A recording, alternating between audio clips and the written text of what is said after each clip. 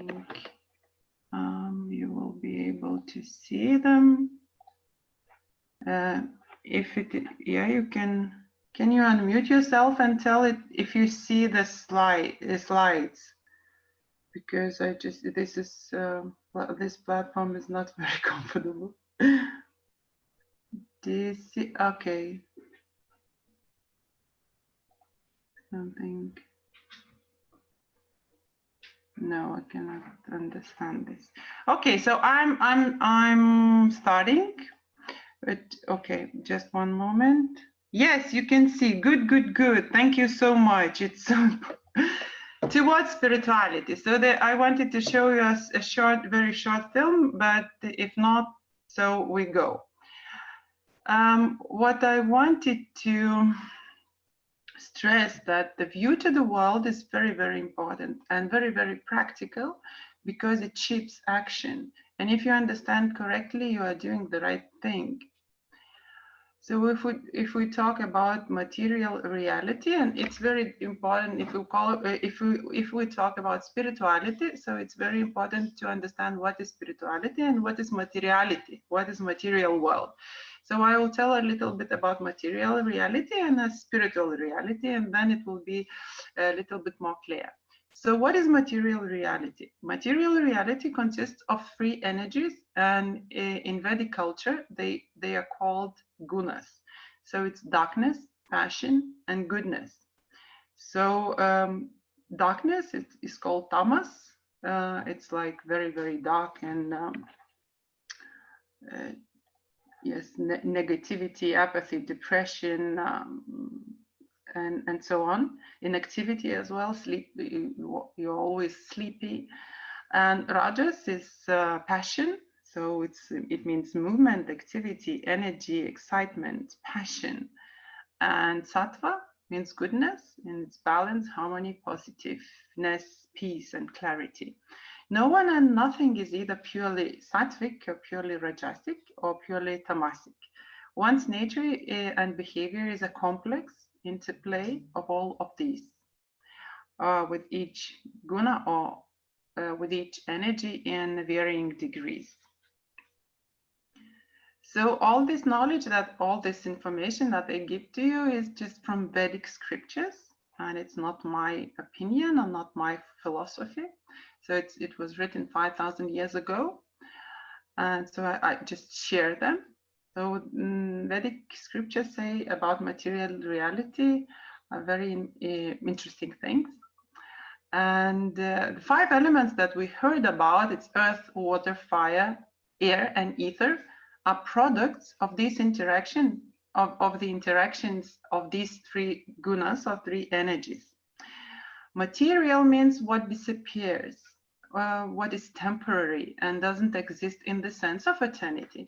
It means, you know, civilizations disappear, houses that are built 100 years and 1,000 years, they disappear. They are just destroyed in this material world. So everything that disappears, it's in the sense of eternity doesn't exist, you know. So no one remembers people who lived 1,000 years ago, or civilizations, they just disappear and no one knows about them. So material life, travel, good deeds, art, work, helping others, and so on, it's a material life, because very, very often we think that many good things mean spirituality. So scriptures say no.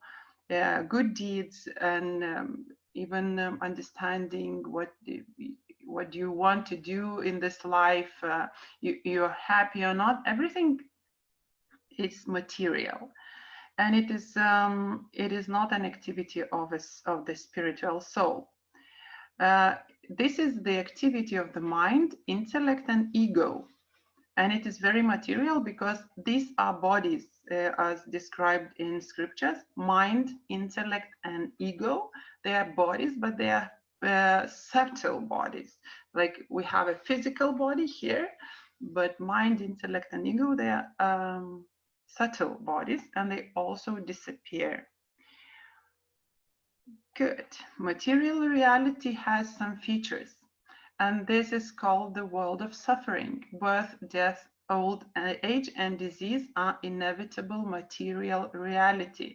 And if many people think that birth is very nice, so actually birth is very hard for, especially not only for the mother giving birth to the child, but also for the child, because the one is just going through very, very narrow, like, I don't know the word actually exactly, but like very, very narrow chimney, you know. And if you could imagine yourself that someone is pushing you through this very narrow chimney and you do not know where you go, and even sometimes during birth bones are broken, and many,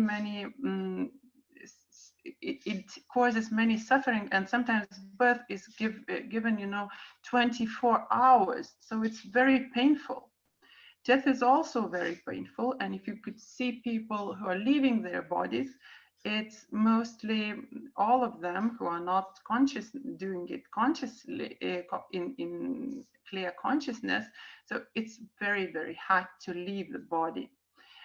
Old age is inevitable, yes, and disease also. Everyone gets diseases in this material world. There are no very, very people who are always healthy. Sometimes happens in this material. Sometimes something happens in this material world.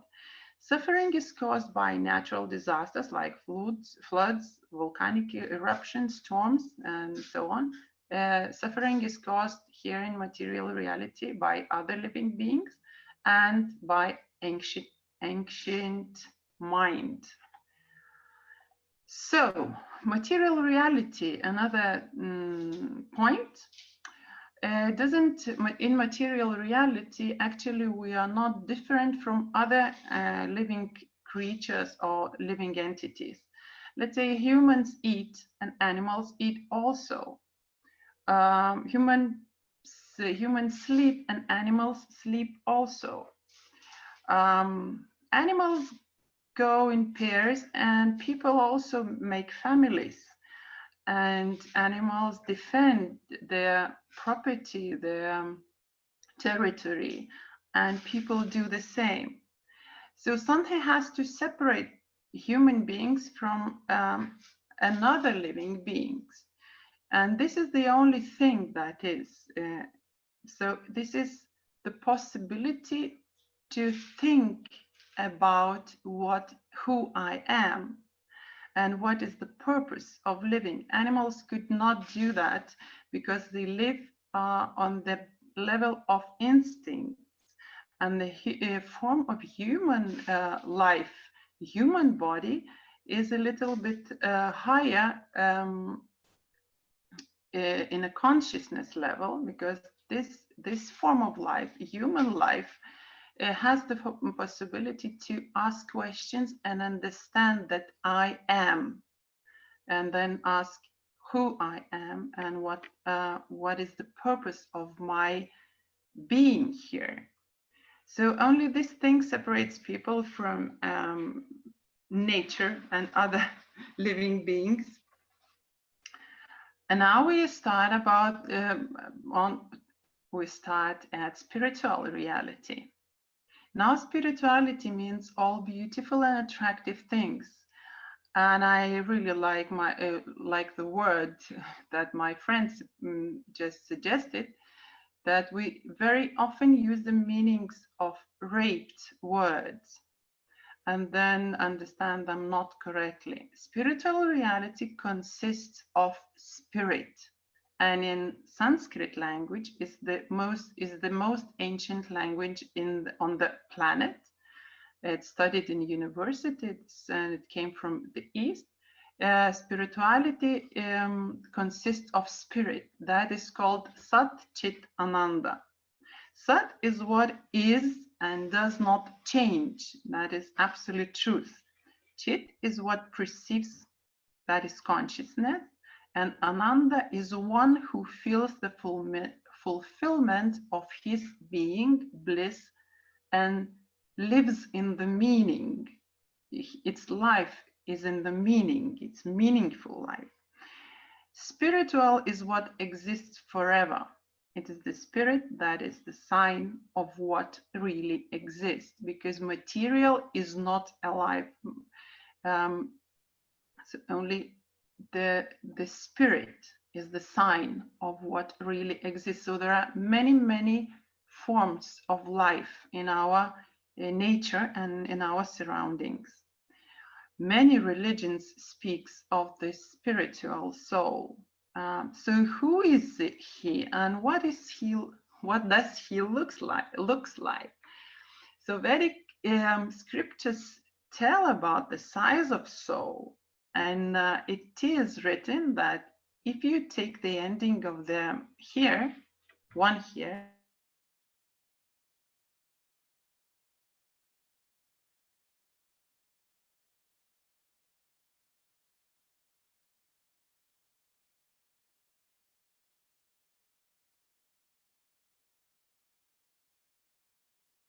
thousand. So this is the size of the soul. It is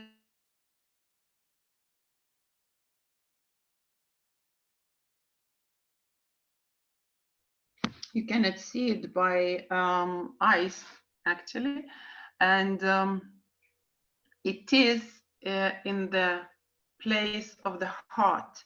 It is not inside the heart, but is it in the body. It is in this level, whereas the heart is. That is why we always say me, I am, I am. We do not say I am, we just say I am. So this is the place where the soul resists in the body. And when the soul just leaves the body, so it means the body is dead. A spiritual person is the one who practices his connection with the spirit, perceives himself as a spirit, and who practices his activity in the spirit. Spirituality, the eternal soul. What is spirituality? Spirituality is the eternal soul in the eternal kingdom, eternally serves the eternal God with love. The relationship between soul and God is transcendental, and this relationship is spiritual. So when the person starts to live spiritual life, it changes actually the quality of life. And how to start to step to this on these steps towards spirituality is 4 poles of morality, and I will tell a little bit in the time that we have about them. And this is very, very important. Just this is the steps towards spirituality, and it is very important to understand that only from sattva guna, only from this goodness energy, when you living in the sattva energy mostly. So this is the only place from which you can find the door to spirituality. And if you do not reach sattva guna, sattva energy, it is no way to spirituality, because you can also stay in sattva guna, because in sattva guna life is very nice. Everything is okay. You're happy, you're rich, you are nice, you have good family and so on. And from this guna, you cannot find the path towards spirituality, because the life is good. Material life is okay. But it's very dangerous to stay longer in sattva guna, because when you become very proud of what you reached, you can go down to tamaguna.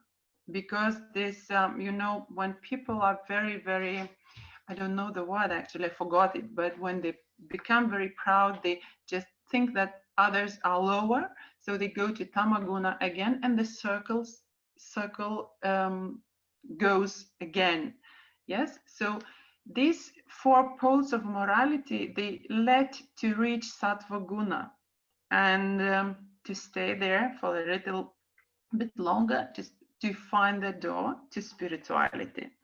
So I will tell you a little bit about this. So it's mercy, and it's mostly mostly we're talking about eating other living creatures, other living entities. It is said in scriptures that every living entity in this material world will be alive because of other alive living entities. Please move please move the window. Okay, I don't know what is happening here. Sorry. Something stopped here. Okay, but everything was okay. So mercy, yes. Every living being is alive just because it eats another living beings. Just this life in another living creature gives a life to another living being. Yes, but so that means that also plants and just a minute, uždarom duris greitai. Elija, uždarom duris, aš sakau, aš klausau paskaitą. And sorry, these children returned from the kindergarten. And what is very important to understand that also plants and apples and carrots, they are also alive. There is life in this plant, like a life there is in a seed. You know, if you just put a seed into the earth, so the big tree may rise, may grow from it. There is a big power inside the seed. So when we eat these things, we get the power. But actually, if we and yes, we eat them with gratitude. But when we kill these living beings that are in a higher conscious level, we just we behave like aggressive form of life, and we make suffering from them. So mercy means that in this life you have to try to create as less suffering as you can, and it is really you can really see the difference between the suffering that is made to the cow and suffering that is made to the apple. It's this difference of suffering is actually very, very clear. Yes, where is more of it. Because we do not realize who we are, we identify ourselves with the body and humiliate all other beings in the lower forms of the body. And only by humiliating them, we can treat them in a way that we do. When there is no mercy and compassion in a society, wars are constantly born in it. By saying that mothers and children need to be fed by meat, we are lying to ourselves because we are just satisfying our tongue, and the soul is the same in any body. The quality of the soul, what is very important to understand, and it is written in the scriptures, the soul is of the same quality in all living beings. It is the same. It's just the body is different. In the tree, in a seed, in a plant, in a man, in an elephant, and so on. So it is understood that not all people will immediately become vegetarians. But if you cannot become a vegetarian from today, so you can just reduce the amount of meat, understanding how it comes to your table. Another, yes, I have 6 more minutes. So another pole of morality is asceticism. And it's very interestingly described in Wikipedia. where it's said that is restriction of pleasures. And Vedic culture says, Vedic scripture says that asceticism is a voluntary restriction of those things that are harmful. So by refusing alcohol, tobacco, drugs, and caffeinated beverages, we do not talk about them actually, but we develop and maintain asceticism.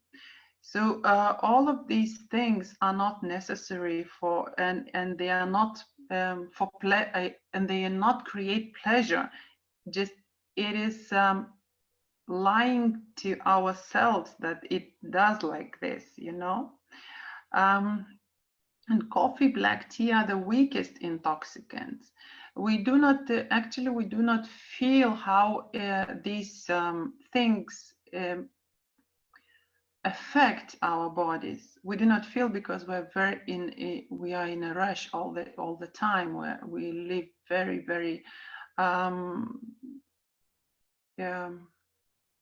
this lifestyle is very fast, and we do not have a time to feel it. So we drink coffee and get awake. Actually, the coffee takes your energy from the future, and in the lunchtime you again want to have coffee, a cup of coffee, because you need to be fit. So if you can do it, stop all intoxications immediately. And I do not talk about coffee. I just talk about alcohol, tobacco, and drugs. Even if you do not have a lot of will for it, give it a try. It will be a voluntary asceticism, and you will feel like a stronger person when you do it. Justice is very important to talk, and I hope I will come to the fourth pole also. So justice is the third pole of morality, and here we talk about hazard. It seems that to us that only gambling is related to hazard, playing cards for money, casinos, slot machines, but not only. The gambling is based on untruthfulness, trying to get something for nothing. The essence of hazard is to pursue personal benefit through deception. And actually here we can talk about competition. That is in competitive markets, competitive world, that encourages wanting more, richer and better all the time. Everyone wants to become rich and successful. And because of that, we have to live craftily, become willy. Craftily in smartly, smart, but it's a negative mood of this word. Yes, everyone does it, such business rule, and because the first gets the best. Yes, and that is already a hazard. When a man and a woman get to know each other, they try to look better than they really are. More makeup, more fashionable clothes, more perfume, good mood, borrowed card, and so on. Borrowed car, and so on. To get a better deal, we go to the meeting in a luxury car with an expensive watch, a jacket, and sometimes on loan. The players sitting at one table try to deceive each other, and everyone knows about it. This is how an attitude towards the world is formed, where everyone can always be deceived, lied to. That's a dangerous manipulation. Unable to be satisfied with what one has, a man falls into the traps of hazard, begins to dream of a future, a better job, a better deal, a better wife, a better husband, and begins to cheat. A man controlled by passion loses the peace of mind, it is said in scriptures. And I have 2 more minutes to talk about purity or cleanliness. And this is a very theme that most of you might not agree, but just to broaden your views, please listen. And this is almost about unregulated sex relations that destroy the purity of mind and body. The highest principle of sexual life, the golden standard, it's only for producing children. Family sex as a form of entertainment is legalized prostitution, which is equated with extramarital sex. If a husband and a wife see each other in the family as a source of pleasure, it is already a distorted attitude towards a loved one. It is the humiliation of person and his exploitation. Sexual relations may, of course, be as an expression of love and a closeness to each other, but as a form of entertainment is a really bad attitude towards a loved one. Sex is one of the strongest attachments in life. Lust is very difficult to manage and control. So by doing good deeds, we can raise our energy to the heart from genitals. Thinking about spiritual things, the energy rises to the head. In it, one can feel freedom from material bodily attachment, and this freedom gives you life strength and desire to improve your quality of life. So I think I finished it, and I'm glad that you stayed here until the end. And it's almost 6. It's already 6. So thank you very much for listening, and I hope you got something from it. Just about to think something about. Yeah. Could you please write me in chat if it was how it was for you? Thank you, Attila. So have nice sessions later on. And Vlad, can you write me something? How it sounded to you?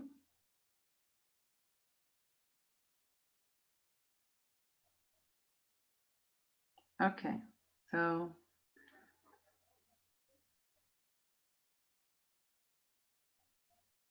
good luck. Okay, thank you, Attila, for your feedback. Really, I'm happy I could give this message. So, I hear my daughter is here. Greta? Aha, jo, labas. No, tai gerai, aš pakalbėjau visai, žinau. Buvo 3 žmonės pas mane. Dar jie yra, tai paklausk, ar klausimų turi. Aš nežinau. Do you have any questions, Vlad? I see you are here, and Attila. Do you have any questions about the topic that I spoke?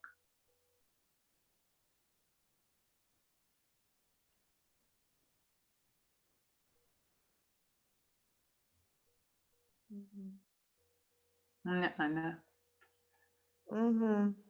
Jo, atsijungia. Aha. Tai gerai, tas vaikinas. Tai buvo 3 žmonės pas mane, bet viena išėjo. Bet po to dar viena prisijungia, mačiau. Jo, viskas, aš turiu dabar paskaitą kitą skaityti, Gretutę, aš atsijunginėju. Gerai, ata. Nu, ate.